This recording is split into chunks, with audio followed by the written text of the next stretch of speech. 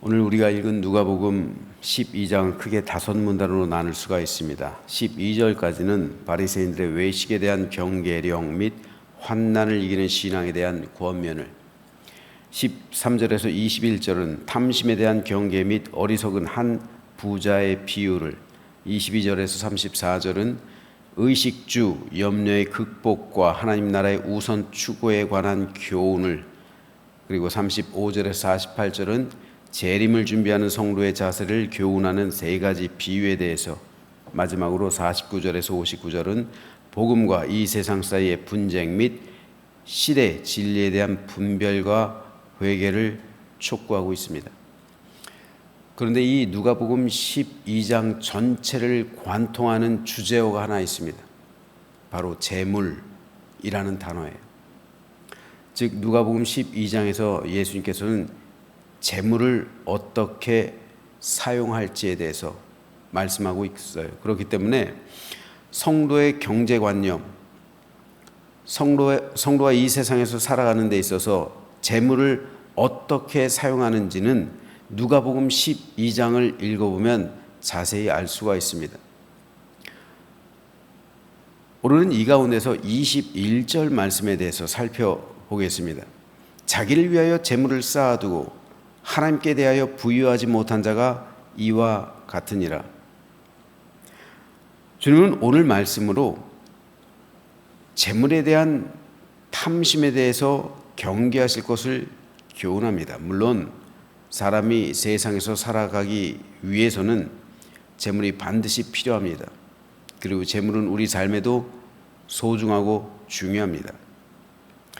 하지만 사람은 재물을 사용해서 하나님을 영화롭게도 할 수 있고 재물 때문에 타락할 수도 있습니다. 재물로 인해서 하나님께 기쁨이 될 수도 있고 재물로 인해서 자신을 불살할 수도 있습니다.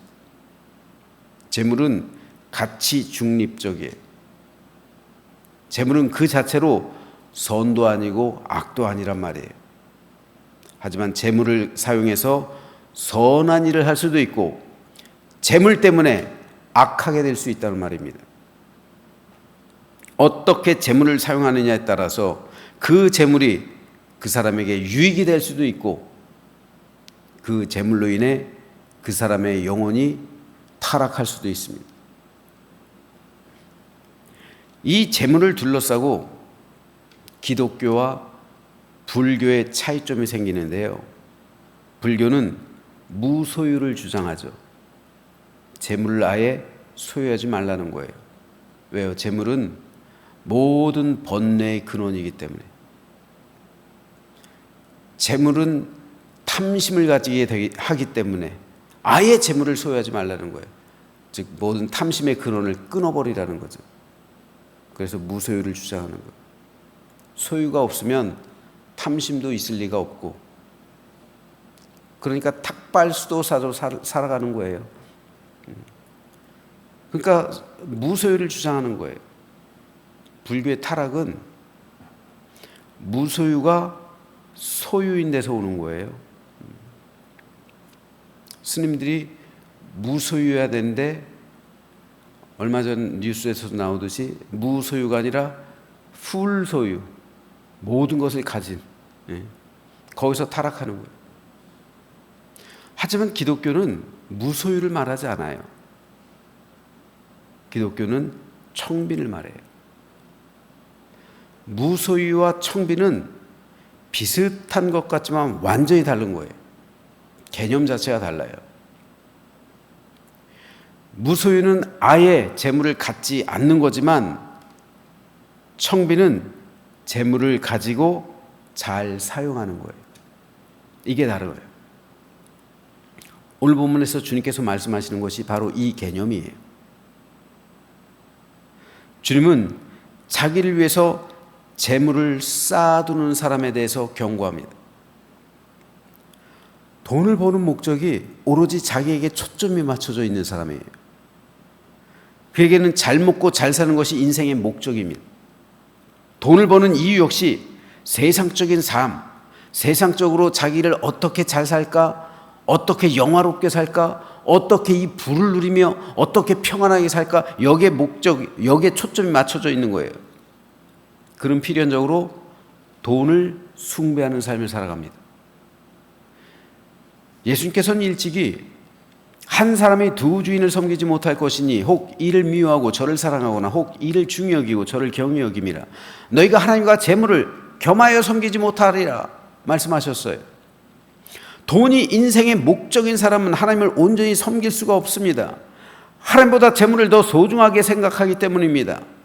하나님보다 재물을 더 소중하게, 귀중하게, 더 중요하게 생각한 사람은 하나님을 더 사랑할 수가 없는 거예요.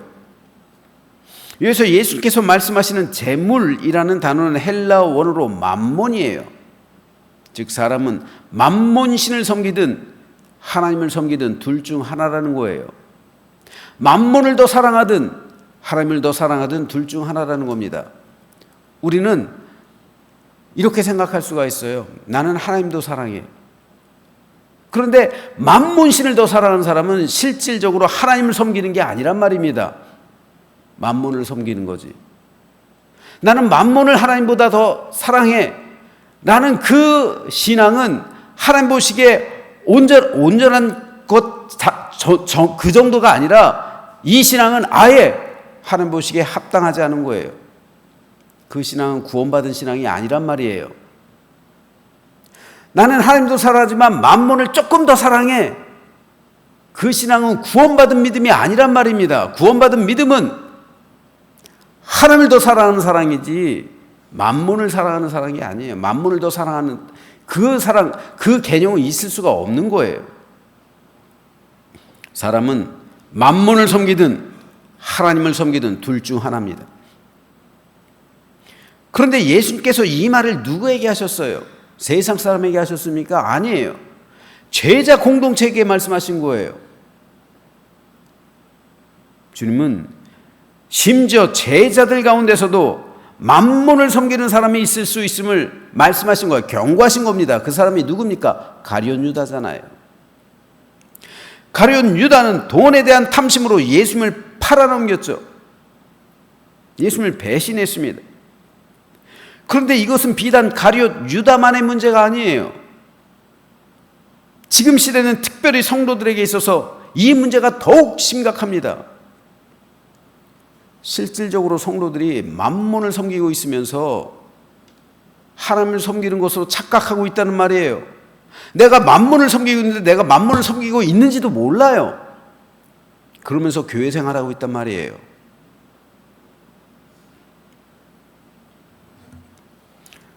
예수님 시대만 해도 농경사회예요. 농경사회이기 때문에 먹을 것만 주어지면 그래도 가족이 나름대로 행복을 누리며 살아갈 수가 있었어요. 그런데 지금은 농경사회가 아니잖아요. 어떤 사회입니까? 자본주의 시대잖아요. 자본이 뭡니까? 재물이잖아요. 돈이잖아요. 즉 돈 중심의 사회란 말입니다. 자본 중심의 사회에서의 주의는 자본이에요. 자본이 자본을 낳는 거죠. 이 재물이 사람들 시대의 정신이에요. 그래서 사람들은 재물 중심으로 살아가요. 재화가 인생의 목적이 되고 더 많이 누리는 것이 인생의 목표가 되는 겁니다. 여러분, 자본주의는 망하지 않아요. 왜 망하지 않을까요? 공산주의와 자본주의, 지금 세계 진영은 공산주의와 민주주의가 아니에요. 사실상 공산주의와 자본주의예요. 심지어 공산주의도 지금 자본이 들어갔잖아요. 공산주의는 없어진 거예요. 왜요? 자본이 이긴 겁니다. 공산주의가 지금 그게 공산주의에 중국이 하고 있는 게 공산주의입니까? 러시아가 하고 있는 게 공산주의예요? 아니에요. 그건 공산주의를 표방한 자본주의예요. 자본이 이기는 거예요. 자본이 뭡니까? 돈이잖아요. 돈. 자본주의는 망하지 않아요. 왜 안 망합니까? 사람의 탐욕을 대변하고 있는 가장 좋은 시스템이 자본주의예요. 그리고 끔찍한 말이지만 자본주의는 사단의 수단이기도 해요. 사단은 재물을 가지고 사람을 조종한단 말입니다. 예수님한테도 그 시험을 했잖아요. 나를 섬겨라. 내가 이 모든 것을 너에게 줄 것이다. 내가 이 자본도 줄 것이고 자본을 통한 영화도 꿈꾸게 할 것이고 못하는 것이 없는 유전, 무죄, 무전, 유죄, 자본이잖아요. 자본이 있으면 모든 걸 다 살 수가 있어요. 재판장도 살 수가 있고요. 정치도 살 수가 있고요. 권력도 살 수가 있고요.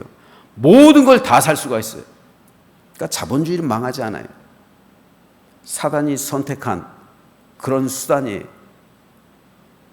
그런데 우리 성도들이, 교회가 자본주의 시대를 살아가고 있잖아요. 만몬의 사회 속에서 살아가고 있잖아요. 여러분, 이거 끔찍한 거예요.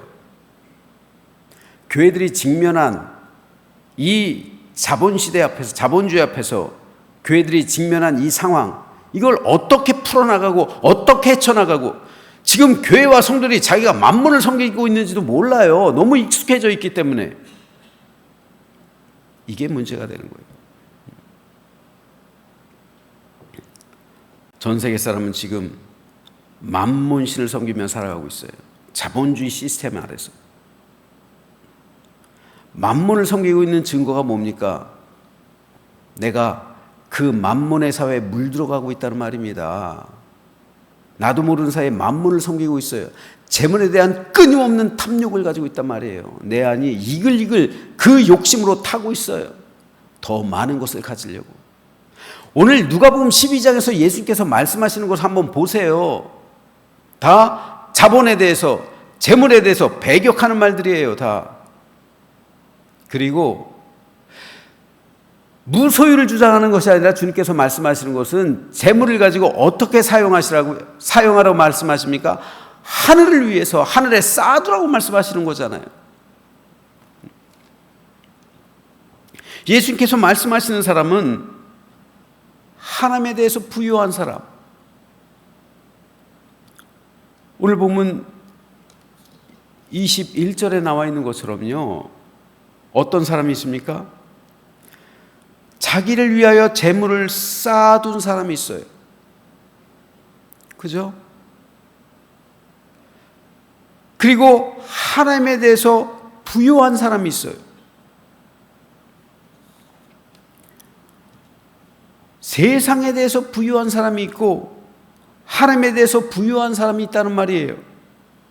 세상에 대해서 부유한 사람은 모든 재물을 자기의 세상적인 삶을 위해서만 쌓아두는 사람이에요.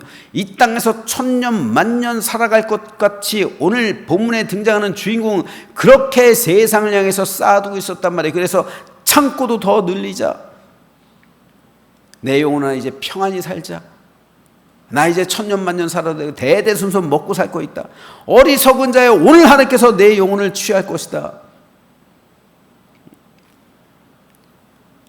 세상에 대해서 부유하지만 하나님에 대해서 부유하지 못한 사람이 많아요. 세상 사람들은 그렇단 말이에요. 하지만 하나님에 대해서 부유한 사람은 그 재물을 가지고 하나님의 영광과 하나님의 나라를 위해서 사용하는 사람입니다. 그 사람은 재물의 출처가 하나님이라는 사실을 분명히 인식하는 사람입니다. 따라서 하나님께서 자신에게 재물을 주신 것은 세상에 대해서 부유하게 살려는 것이 목적이 아니라 하나님에 대해서 부유하게 살아갈 것임을 깨닫는 사람이에요. 그래서 예수님은 재물에 대해서 이렇게 가르치셨습니다. 너희를 위하여 보물을 땅에 쌓아두지 말라. 거기는 좀과 동록이 해하며 도둑이 구멍을 뚫고 도둑질하느니라. 오직 너희를 위하여 보물을 하늘에 쌓아두라. 거기는 좀이나 동록이 해하지 못하며 도둑이 구멍을 뚫지도 못하고 도둑질도 못하느니라. 내 보물이 있는 그곳에는 내 마음도 있느니라. 이것을 오늘 누가복음 12장 33절 34절에서는 이렇게 말씀하세요. 너희 소유를 팔아 구제하여 낡아지지 아니하는 배낭을 만들라. 곧 하늘에 둔 바 다함이 없는 보물이니 거기는 도둑도 가까이 하는 일이 없고 좀도 먹는 일이 없느니라. 너희 보물이 있는 곳에는 너희 마음도 있으리라. 이렇게 말씀하시는 거예요. 즉 두 종류의 사람이 있단 말이에요. 세상에 재물을 쌓아두는 사람, 하늘에 쌓아두는 사람. 하나님의 영광을 위해서 재물을 사용하는 사람. 그 사람이 누굽니까? 너희 소유를 팔아 구제하여 낡아지지 아니하는 배낭을 만들라. 이게 제가 말씀드린 청빈이에요. 청빈. 너희 소유를 팔라는 거예요. 그래서 구제하라는 거예요. 낡아지지 아니하는 배낭을 만들라는 겁니다. 하늘에 쌓아두라는 거예요. 이게 청빈한 삶이에요. 주님께서는 결론적으로 내 보물이 있는 그곳엔 내 마음도 있다 말씀하시는 거예요. 이 말은 너희 마음이 천국에 있다면, 너희가 구원받았다면, 그래서 너희 마음이 천국에 있다면 너는 분명 하나님께서 주신 그 재물을 천국에 쌓아둘 것이다 라는 말이에요. 우리가 구원받았으면, 우리 마음이 천국에 있다면 우리에게 주신 재물도 천국에 쌓아둘 것이라는 말이에요. 하나님의 영광을 위해서, 하나님 나라를 위해서 사용할 것이라는 말입니다.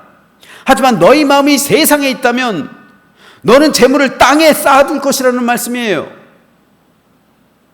이건 구원받은 삶이 아니에요. 제가 말씀드렸죠. 성도들이 만몬을 섬기면서도 내가 만몬을 섬기는지 모른다고요. 이것으로서 알 수가 있는 거예요. 여러분, 우리 모두는 재물을 갖고 있어요. 하나님께서 우리 모두에게 재물을 주셨어요. 많든 적든.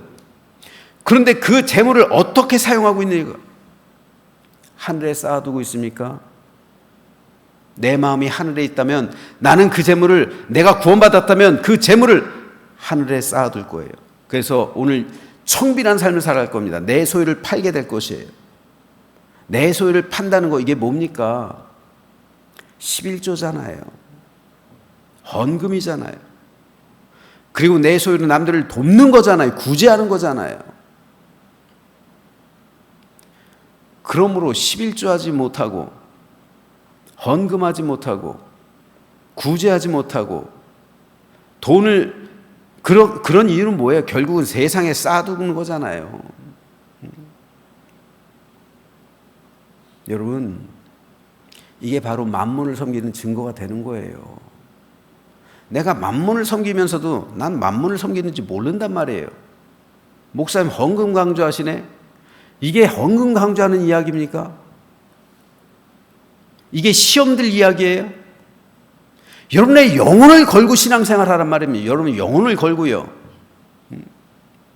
이게 헌금하라는 얘기예요? 아니에요.